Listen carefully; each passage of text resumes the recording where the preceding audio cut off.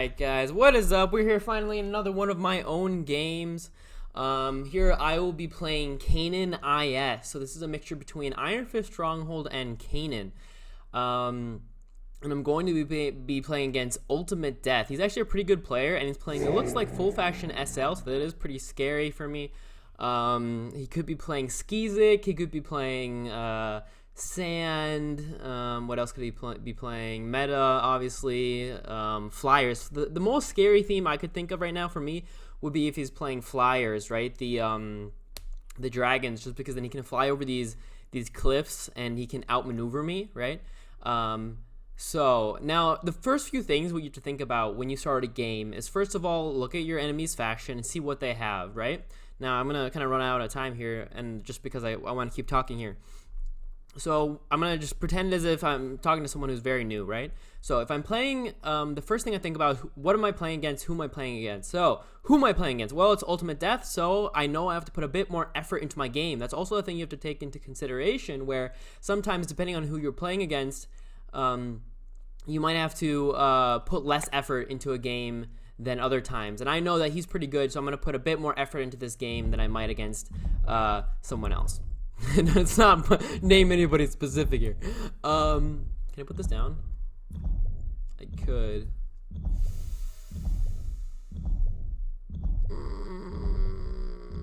Okay. Fuck, that was a bad idea. Again, this was a bit of misplay here, actually. I should have put it here, if anything. All right, so, yeah, so who are you playing against? How hard do you have to try? And then what could I be playing against, right? So I know it's SL. By the first few things that he deploys, I'll find out what theme it might be, and then how I might have to go about the game, right? If he's playing an aggressive battle group, I know I have to play defensive. If he's playing a very passive battle group, I know I have to play very aggressive, maybe myself, if it beats me in late game, though I think this battle group does quite well in late game. And the such, right? So a lot of stuff you can do. So yeah, this is a misplay though. So I said even to myself, hey, I was thinking about deploying this, and it wasn't an amazing idea because actually it's okay here. So this is my thought process why this wasn't the best idea. So the Nora mine. Well, I knew that SL. What does SL have? It has Skeezick, and it looks like that's what he's going to be playing. And generally, you do not want to be playing relics against Skeezick because the Skeezick have the Skeezick triggerer.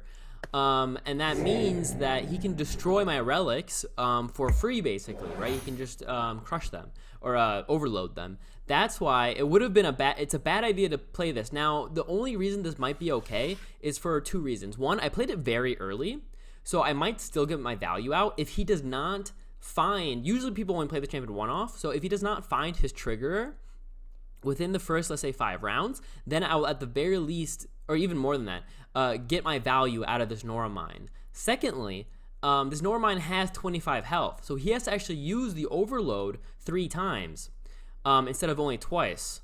So that means, alright, so still no deploy, awesome. That means, ooh, he also plays Alliance instead of the other thing. Oh, this is good.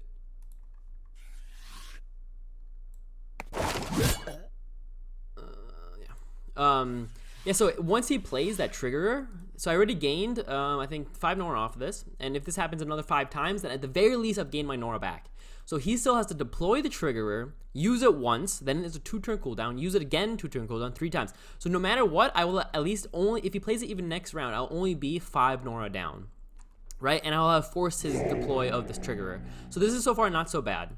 So I actually kind of take back that this was a horrible play. It still wasn't good, but it wasn't horrible. Because even though I know he's playing Skeezick and he can counter this, at the very least, I won't be getting too much negative value off of this. Yeah. So this isn't as bad as it could have been. Alright. Ooh, also interesting. Very interesting deploys here, in my opinion.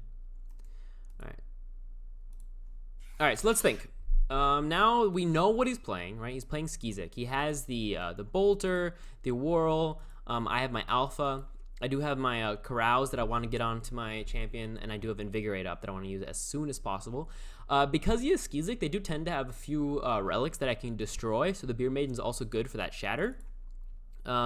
Sadly, I don't have any type of way to get over this chasm, so there's no way for me to kind of like sneak up there other than this. Wait, hold up.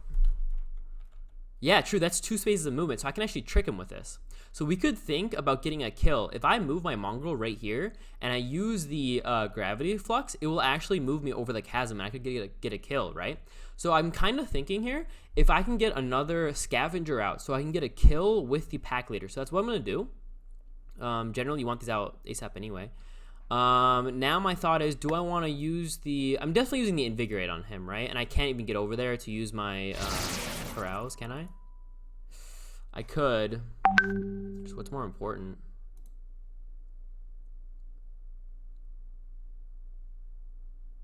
Yeah, let's just use it on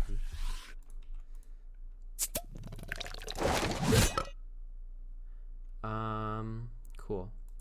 What I'm wondering now is I'm gonna take this is so fine. I'll take 2 damage here from the disease, but both of my champions here have regeneration, so I don't really care. Let's just get out of attack range. So 1, 2, 3. So we can actually move up here and not be too afraid, but I do wanna...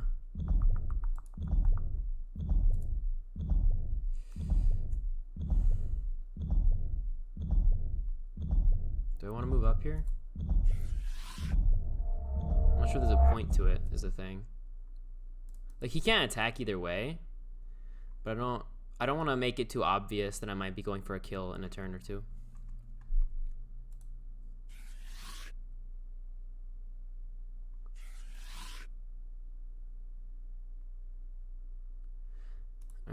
Alright, so I could think of getting a kill here next turn. Actually, I don't have Invigorate up yet. And like I said, I do take some damage, but I have regen.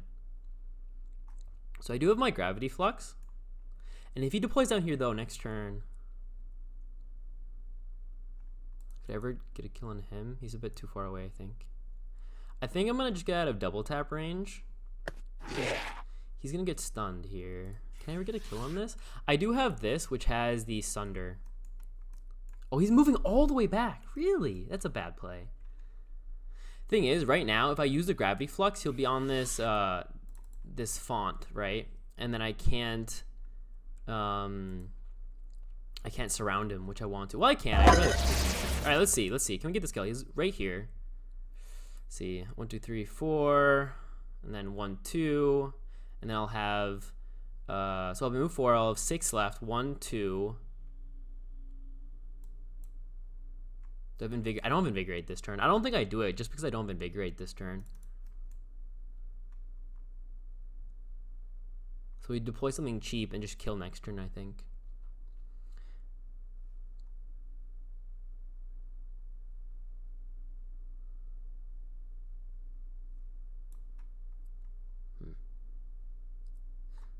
If I kill next turn, I'm going to need at least 35 Nora. I think I could even kill this turn. Let's see, 7. No, I think I'm like 1 AP off. Because he moves here. Alright, hold on. Let's just out of curiosity, let's read this. So if I'm here and I use the Gravity Flux, I can get him over here and him over there. They all attack once. Does he ever attack twice, is the question.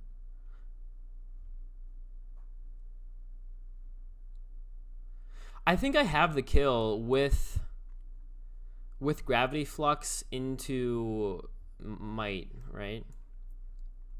I don't have the time anymore. I don't think I have the time to think it through just because of the lag. But I think I would have had the kill. All right, what we're going to do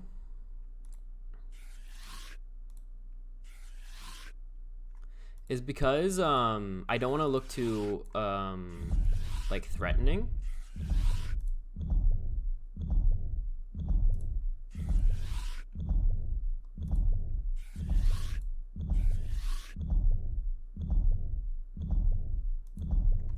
Can you ever double tap here? 1, 2, 1, 2. No. 1, 2. No. I think I would have had the kill with the Gravity Flux because I could have moved him here, right? No, he would have moved up 2 spaces. He would have. So my Rupture Alpha would have been double tapping, right? He would have been able to hit. He would have been able to hit. And I had the Might of Iron Fist as well, so I could have pummeled to do even more damage, and then I could get the Nora Globe with the Dead Eater, which then give me... He goes over here to attack once. This is fine. He's probably going to retreat now. We're okay with this. The reason I wanted to maybe do it last turn, though, is just because that way the whirl is still too far away to be able to help retaliate. That was my thought process. So maybe last turn was better, but I think I just took too long. And that's another thing you have to think about, is just how fast can you think? And sometimes you should be able to think a bit quicker, right? You shouldn't be too slow. All right, but we'll kill next turn. We'll kill now. I was wondering what we should go for, and usually I would like to go for ranged. But this guy is pretty good to go for too, just because then we have a good, solid lead on this font. And he's now in a good position for me to, yeah, we're in a good position next turn. We move him down here. We can invig him. We move him just into range, and we just quadruple tap. We get the kill, and we'll get the Norglobe with the Dead Eater. Oh, is he in range to get into my font, though? Let's see. 4 spaces plus 6. 1, 2, 3, 4, 5, 6. No. Even with Draconic Benediction, he would also need a Relic. So I don't think we're too afraid of that. So we'll just use Gravity Flux, get the kill, get the Norglobe, and then retreat a bit and deploy. Because Gravity Flux isn't too expensive, and if we get the Norglobe with the Scavenger, we'll also get the Forage. The thing we are scared of, though, here, is he didn't deploy anything. So he could have, like, a hidden spell up, right? But we're going to do it anyway. I think we want to do that no matter what. So we're going to go here, go here, go here. Let's see, 1, 2, 3, 4, 5. Okay, now we will Gravity Flux.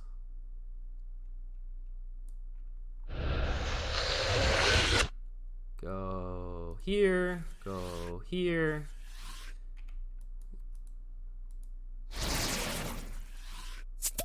Put that on him. I kind of want to attack first with him because of the Sunder, right? Ordering. He will also Sunder, so we're just going to do this. Oh, we should have done this first. Now they all kill. We'll get this Norglobe with him. Like I said, we get extra Nora from this way. And now this allows us to deploy down here if we need to. So we're not too afraid of this font being taken. We are now going to... Let's posture kind of aggressively here. We're gonna put him out of range.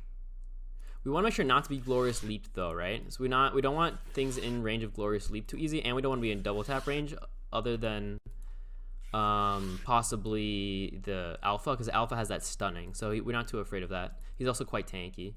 We can actually just put this down too. So just gonna move him over 1.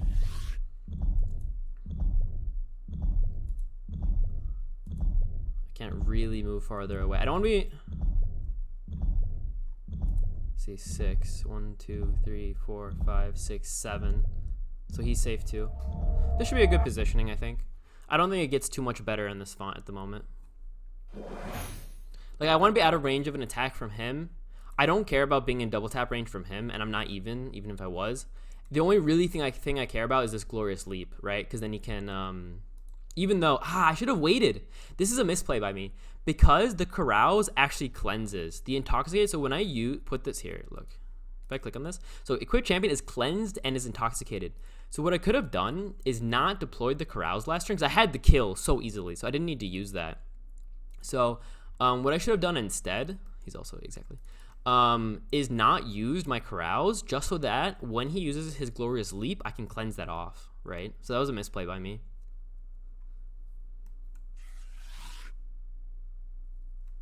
I'm in SP range, but I don't have the magic resistance yet, so that's not until next turn.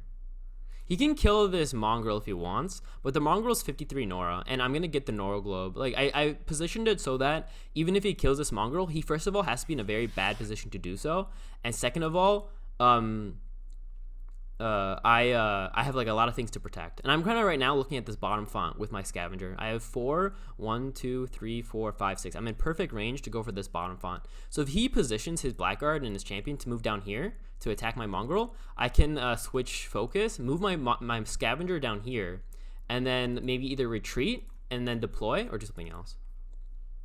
Exactly. So this is what I did. So my Glorious Leap, I positioned these two champions so they can't be double Glorious Leap. That's why I moved him 1 to the side, right? So they're not in 2. If he was here, he could Glorious Leap here and it would get both of them. And now it only hits the Scavenger. And this is right now a 54 Nora champion for 55 HP. So he's very efficient. Again, he cannot, again, he's out of range. So the world is not in range of this alpha. Okay, there's that. I couldn't, you know, I couldn't really do anything against that. So he's attacking. All right, 16-16. And he didn't take enough, he took too long. So this should be a game for me now. Let's just get this win then, right? There you go, GG. So he took too long. That happens a lot, you know, when you have a lot of things to think about. And I think what I did is I positioned it so that he had a lot to think about, right? I gave him a really bad choice, right? He either was going to go to that top scavenger and do something like he tried, which I didn't even think he was going to do, to be honest. But I made it so that he couldn't double Glorious Leap, right? I made it so he couldn't go to my bottom font because I deployed there. And what I did is when I moved in before the turn before with my my little dude, he went down there. I don't know, it's kind of weird for me. He moved down there to attack once. It was also weird that he had so little champions, right? He only had 3 champions on the board while I had like 5. So I don't know where all his Nora went. So I'm not sure if he had an invisible champion that I wasn't paying attention to. That's kind of weird. Also, he misplayed by basically when you play this game or this map, you always, when you go up here with a champion, first of all, you want a champion that can either do very well in 1v1s, which generally actually he does okay, that guy, the range champion, because he can either attack over the cliff or he can move to this font, and because of the repulsion he can actually do okay. Yeah, but he moved back, and that just took 3-4 turns where it was doing nothing, right? It was just so bad of him to do that. So I think we did all right. Good game. GG.